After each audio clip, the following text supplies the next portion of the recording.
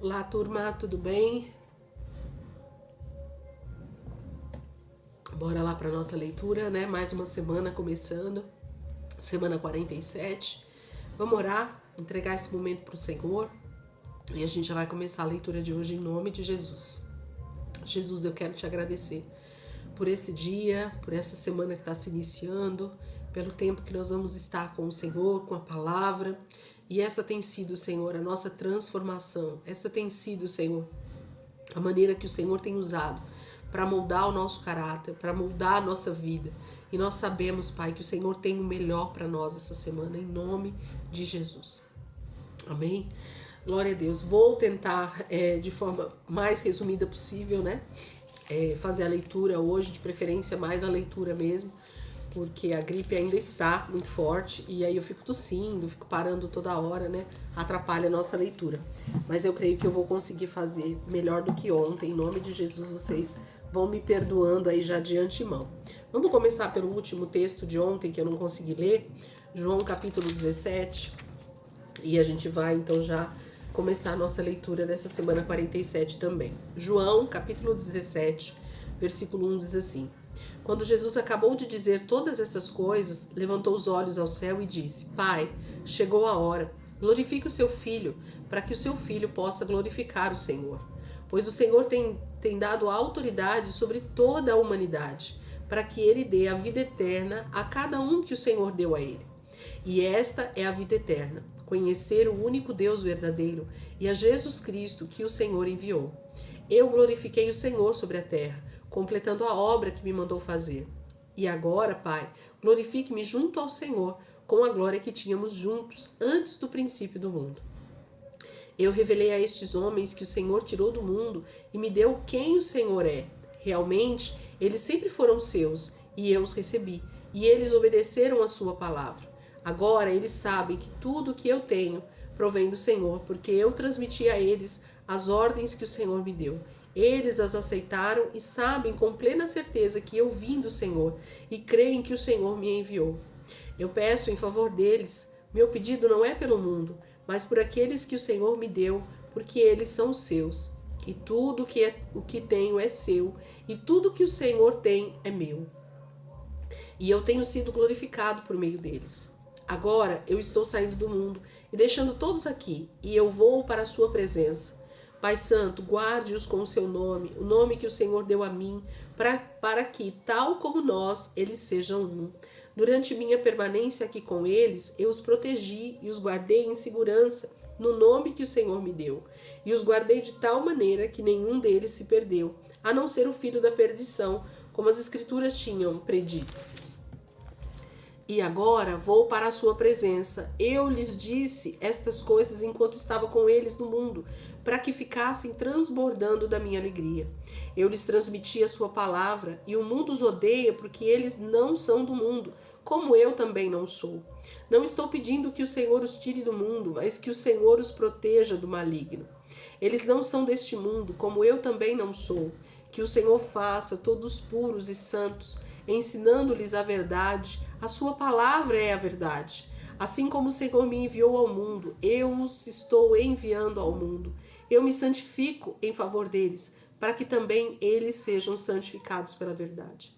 Não estou orando somente por eles, mas também por aqueles que crerão em mim no futuro, por causa do testemunho deles. Minha oração por todos eles é que sejam um, tal como eu e o Senhor somos. Ó Pai, porque assim como o Senhor está em mim e eu no Senhor, assim estejam eles em nós, para que o mundo creia que o Senhor me enviou. Eu dei a eles a glória que o Senhor me deu, para que sejam um, como nós somos um. Eu neles e o Senhor em mim, para que todos sejam levados à completa unidade, para que o mundo saiba que o Senhor me enviou e compreenda que o Senhor os ama tanto quanto me ama. Pai, eu os quero comigo, estes que o Senhor me deu, para que eles possam ver a minha glória, a glória que o Senhor me deu, porque me amou antes da criação do mundo. Ó Pai justo, o mundo não conhece o Senhor, mas eu o conheço, e estes sabem que o Senhor me enviou, e eu revelei a eles o seu nome, e continuarei a fazê-lo, para que o amor que o Senhor tem por mim possa estar neles, e eu esteja neles. Capítulo 17, então, fala desse dessa declaração, né, que o Senhor Jesus faz para o Pai e o quanto ele sabe dessa operação da Trindade como a plenitude de Deus, né? Deus é completo em um, mas ao mesmo tempo é completo em três, porque é o Pai, o Filho e o Espírito Santo agindo de forma diferente, né? Mas sendo um só. Essa é a grande questão da Trindade, né? Ser três e agir como um. Eu acho isso maravilhoso e tremendo como Deus faz dessa maneira, né? Através da Trindade.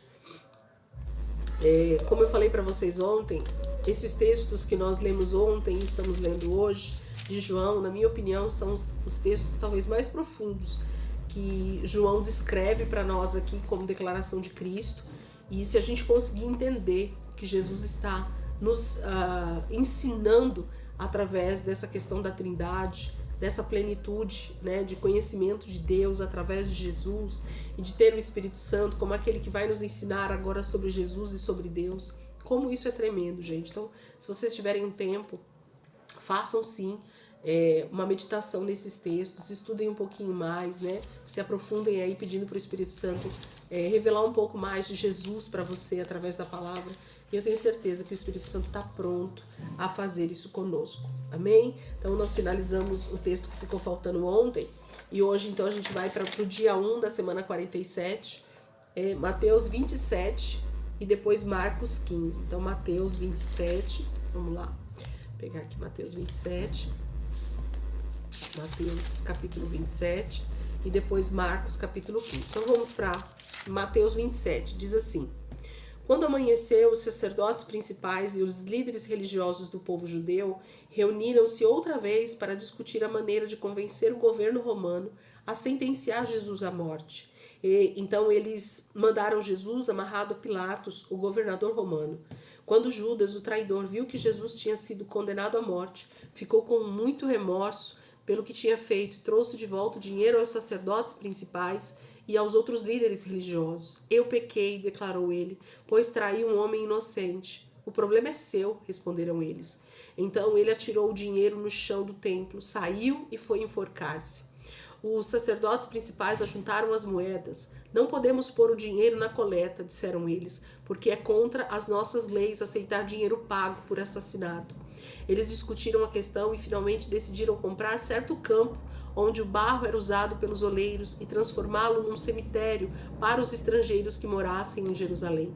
Por isso o cemitério se chama o Campo de Sangue, até o dia de hoje. Isto cumpriu a profecia de Jeremias que diz: tomaram as 30 peças de prata, preço pelo qual ele foi avaliado pelo povo de Israel, e compraram um campo dos oleiros, como o Senhor me orientou. Agora Jesus estava de pé diante de Pilatos, o governador romano. Você é o rei dos judeus? Perguntou-lhe o governador. E Jesus respondeu: o Senhor é quem está dizendo. Mas quando os sacerdotes principais e os outros líderes religiosos dos judeus fizeram numerosas acusações contra ele, Jesus ficou calado. Você não ouve o que eles estão fazendo contra você? Perguntou Pilatos. Mas Jesus não disse nada, para a surpresa do governador. Ora, o governador tinha o costume de todo ano, durante a celebração da Páscoa, soltar um prisioneiro judeu escolhido pela multidão.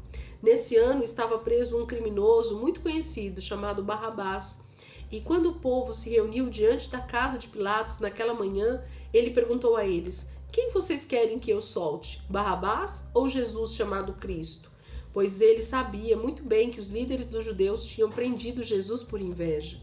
Nesse momento, enquanto Pilatos estava presidindo o tribunal, a esposa dele mandou-lhe este recado: Deixe esse bom homem em paz, porque na noite passada eu tive um pesadelo com ele.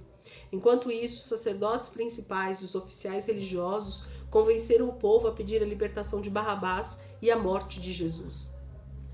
Então, quando o governador perguntou outra vez: qual destes dois eu devo soltar para vocês? A multidão respondeu gritando: Barrabás. E que farei de Jesus chamado Cristo? Perguntou Pilatos. E eles gritaram: crucifique-o. Por quê? Perguntou Pilatos. Que crime ele cometeu? Porém, eles continuaram gritando: crucifique, crucifique. Quando Pilatos viu que não estava chegando a resultado algum e que começava a se formar uma confusão, mandou buscar uma bacia d'água e lavou as mãos diante da multidão, dizendo: Eu estou inocente do sangue deste homem. A responsabilidade é de vocês. E a multidão gritou: Que o sangue dele caia sobre nós e sobre os nossos filhos. Então Pilatos soltou-lhes Barrabás. Depois mandou chicotear Jesus e entregou aos soldados romanos para que fosse crucificado. Mas primeiro os soldados levaram Jesus para o pátio do quartel e chamaram a tropa toda. Tiraram-lhe a roupa e vestiram-lhe um manto vermelho. Fizeram uma coroa de espinhos e a colocaram em sua cabeça. Depois puseram-lhe uma vara na mão direita, como se fosse um cetro, e se ajoelharam diante dele em sinal de zombaria. Salve, rei dos judeus, gritavam eles, e cuspiam nele, tomavam a vara da mão dele e batiam com ela na cabeça dele. Depois da zombaria, eles tiraram o manto e o vestiram novamente com as suas próprias roupas. Aí o levaram para fora, a fim de crucificá-lo. Quando estavam a caminho do lugar de execução, encontraram um homem de Cirene chamado Simão e o forçaram a carregar a cruz dele. Então saíram para um lugar conhecido como Gólgota, isto é, Monte da Caveira, onde os soldados lhe deram para beber vinho para aliviar a dor, mas depois de prová-lo, rejeitou. Depois da crucificação, os soldados tiraram a sorte para dividir entre si as roupas dele. Então sentaram-se em volta e ficaram montando guarda, enquanto ele estava pendurado ali. E puseram uma tabuleta por cima da sua cabeça, com a acusação feita contra ele. Este é Jesus, o rei dos judeus. 2 assaltantes foram também crucificados ali, uma à sua direita e outro à sua esquerda. E o povo que passava dirigia-lhes ofensas, sacudindo a cabeça para ele, dizendo: você pôde destruir o templo e construí-lo outra vez em 3 dias, não é? Ora, desça da cruz e salve sua vida, se é o Filho de Deus. E os sacerdotes principais e os mestres da lei também zombaram dele. E ele salvou os outros, caçoavam, mas não pôde salvar-se a si mesmo. Então ele é o rei de Israel, pois desça da cruz e nós creremos nele. Ele confiou em Deus que mostre sua aprovação a ele, livrando-o. Ele não disse: sou o filho de Deus? E os assaltantes que haviam sido crucificados com ele também faziam-lhe as mesmas acusações. Naquela tarde, a terra inteira ficou escura durante 3 horas, desde o meio-dia até as 3 da tarde. Perto das 3 horas, Jesus clamou: Eli, Eli, lama sabachthani, que quer dizer: meu Deus, por que me abandonou? Alguns dos que estavam presentes ouviram isso e disseram: ele está chamando Elias. Um deles correu, ensopou uma esponja com vinho azedo, pôs numa vara e suspendeu-o para que ele bebesse. Mas os outros diziam: deixem-o sozinho, vamos ver se Elias vem salvá-lo. Então Jesus clamou outra vez e entregou o espírito e morreu. Naquele mesmo instante, a cortina que separava o lugar santíssimo do templo foi rasgada de cima até embaixo. A terra estremeceu e as rochas se partiram. Os túmulos se abriram e muitos homens e mulheres piedosos que tinham morrido ressuscitaram. E saindo dos túmulos, depois da ressurreição de Jesus, entraram em Jerusalém, lá apareceram a muita gente. Os soldados da crucificação e o centurião tiveram muito medo do terremoto e de tudo o que aconteceu e exclamaram: verdadeiramente, este era o Filho de Deus.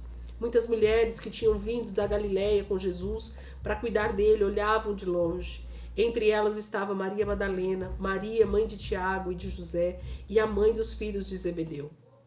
Quando anoitecia, um homem rico de Arimateia, chamado José, um dos seguidores de Jesus, foi a Pilatos e pediu o corpo dele. Pilatos deu ordem para que fosse entregue a ele. José pegou o corpo, enrolou-o no lençol limpo de linho e o colocou no seu próprio túmulo aberto havia pouco tempo na rocha. Quando foi embora, rolou uma grande pedra para fechar a entrada do túmulo. Tanto Maria Madalena como a outra Maria estavam sentadas ali perto, em frente ao túmulo. No dia seguinte, no encerramento do primeiro dia das cerimônias da Páscoa, os sacerdotes principais e os fariseus foram a Pilatos e lhe disseram: Senhor, aquele mentiroso, enquanto ainda estava vivo, disse: depois de 3 dias vou ressuscitar. Portanto, pedimos que o Senhor guarde o túmulo até o 3º dia, para que os discípulos dele não venham roubar o seu corpo e depois digam ao povo que ele ressuscitou dentre os mortos. Se isto acontecer, nós estaremos em pior situação do que antes. Levem um destacamento, disseram-lhe Pilatos. Guardem o sepulcro como acharem melhor. Assim eles lacraram a pedra e puseram guardas para proteger o túmulo contra qualquer pessoa que aparecesse lá, né?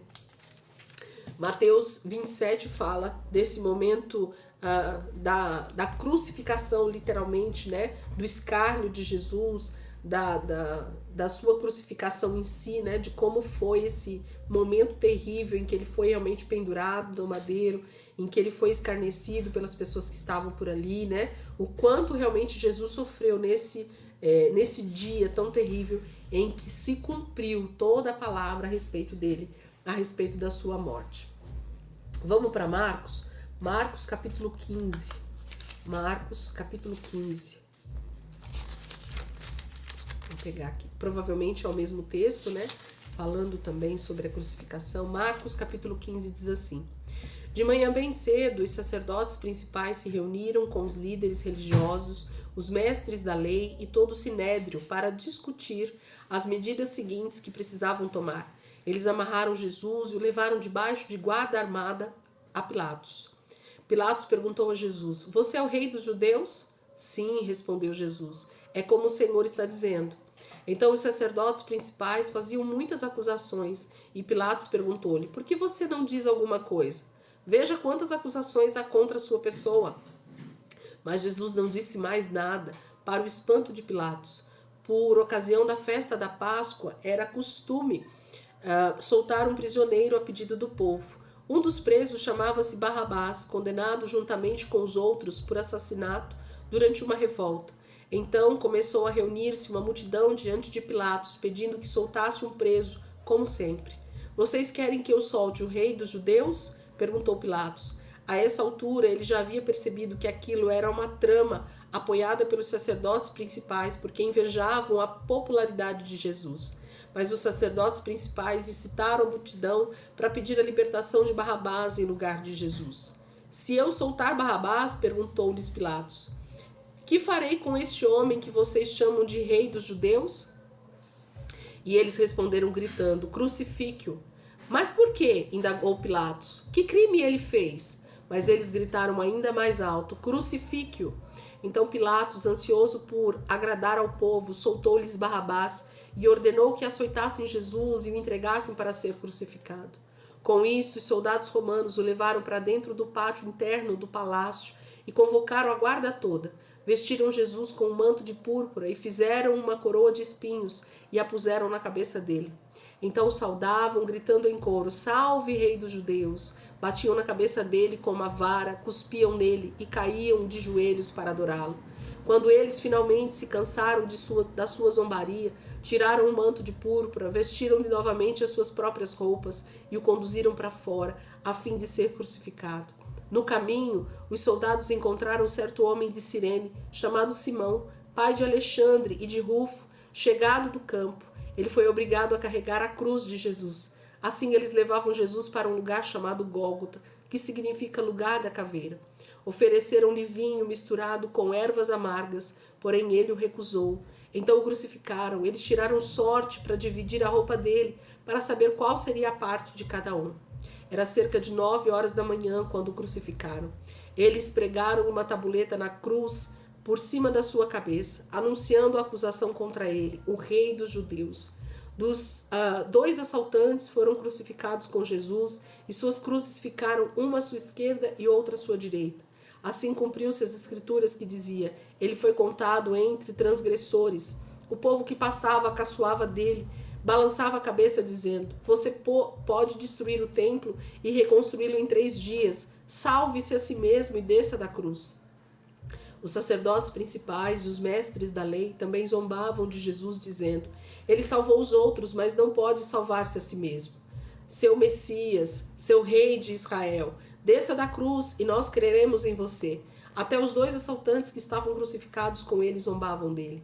Ao meio-dia caiu uma escuridão sobre toda a terra e durou até as 3 horas daquela tarde. Então Jesus clamou com grande voz: Eloi, Eloi, lama sabachthani, que quer dizer: meu Deus, por que me abandonou? Algumas das pessoas que estavam ali pensaram que ele estivesse chamando o profeta Elias. Então o homem correu, apanhou uma esponja, encheu-a de vinagre e suspendeu até Jesus numa vara. Esperem, vamos ver se Elias vai tirá-lo, disse ele. Então Jesus soltou outro forte grito e entregou o Espírito. E o véu do templo rasgou-se em dois, de cima até embaixo. Quando o centurião romano, que estava ao lado da cruz de Jesus, ouviu seu grito e viu como ele entregou o Espírito, exclamou: verdadeiramente, este homem era o Filho de Deus. Estavam ali algumas mulheres olhando à distância. Entre elas estava Maria Madalena, Salomé, Maria, a mãe de Tiago, o mais jovem, e de José. Elas e muitas outras mulheres da Galiléia, que eram seguidoras de Jesus, o haviam servido, prestando-lhe serviços quando ele estava na Galiléia, e tinham vindo com ele para Jerusalém. Tudo isso aconteceu no dia antes do sábado, no dia da preparação. No fim daquela tarde, José de Arimateia, um membro do Sinédrio, muito respeitado, que pessoalmente estava aguardando a chegada do reino de Deus, tomou coragem e foi a Pilatos pedir o corpo de Jesus. Pilatos não podia acreditar que Jesus já houvesse morrido e por isso chamou o centurião romano encarregado para lhe perguntar. O centurião confirmou o fato e Pilatos disse a José que ele podia levar o corpo.